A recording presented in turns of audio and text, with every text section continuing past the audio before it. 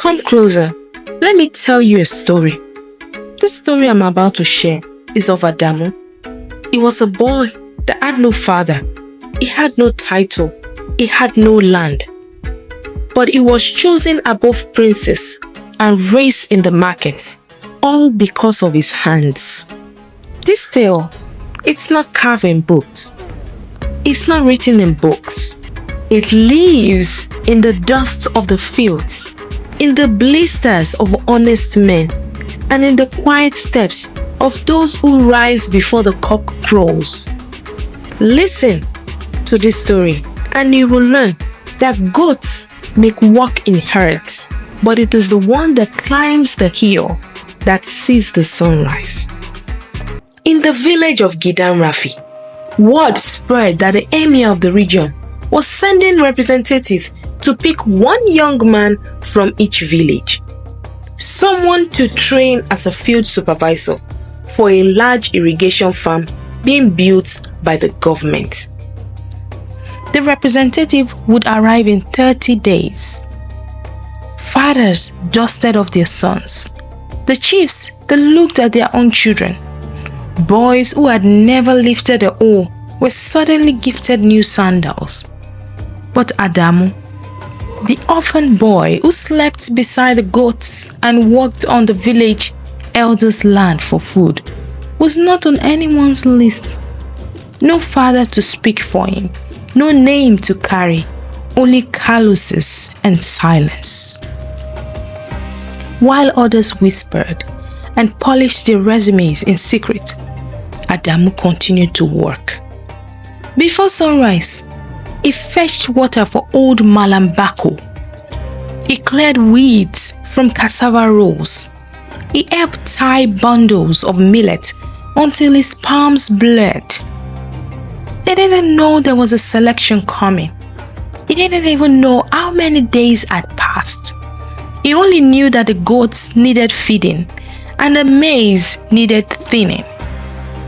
Some boys laughed as they passed him. They said, "Still sweating for free?" They asked. "We'll be in the city soon wearing boots." Adamu didn't answer. He only dug deeper. On the 30th day, the government car rolled into Gidan Rafi.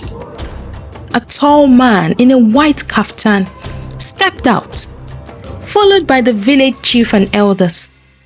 All the boys stood in a line, fresh wrappers, scented oils, wide smiles. The representative looked at them, then turned to the chief. "I don't want the smoothest tongue. I want the strongest back. The one who walks when no one is watching." The chief looked troubled. "Then we must visit the fields," said the chief. They walked through the village farms. Boys followed nervously behind. At the far end, near the stream, they found Adamu, bent over, planting yam cuttings. His shirt was torn.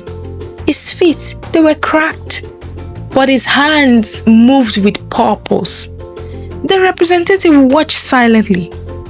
"What is your name?" he asked. The others were quiet.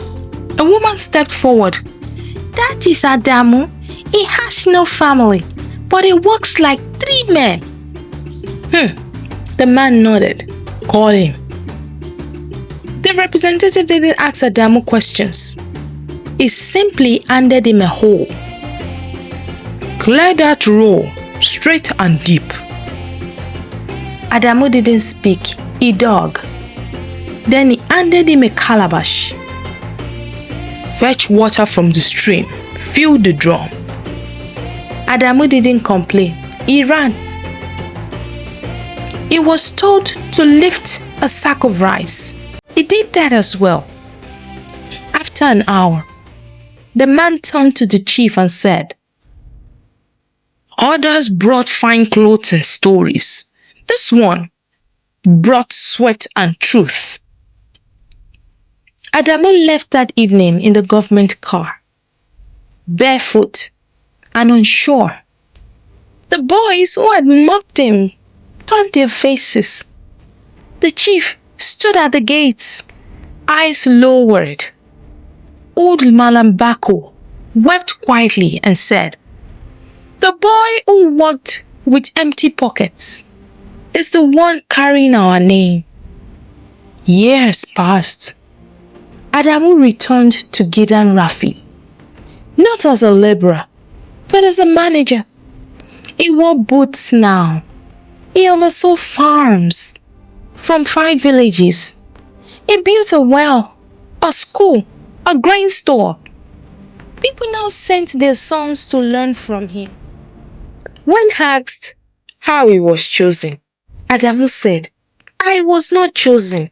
I worked until I could not be ignored." So when you see a boy carrying firewood while others are asleep, don't laugh at him. That is the boy who will own the fire tomorrow. Now remember, in every village, there is an Adamu.